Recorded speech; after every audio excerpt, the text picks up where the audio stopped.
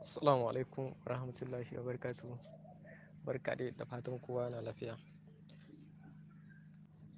Wannan fotuna wato yadda aka gabatar da bikin wato karɓar tutar aiki na sabon shugaban hafsan sojojin ƙasar Nijar, wanda shugaban ƙasa wato Muhammadu Bazum ya naɗa. Wato mai suna Manjo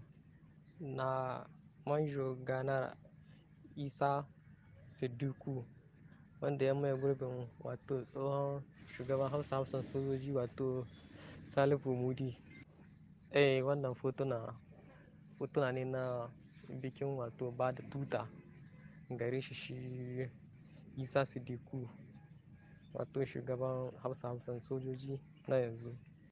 Yana alamomin da suke nuna cewa yanzu kawai ya fara aiki na jagoranta wato duka sojojin Nijar kenan.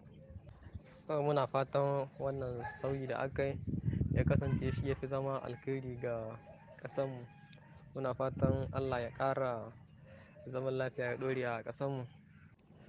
Amin summa amin. Allah ya tabbatar muna da alkhairi. Amin summa amin.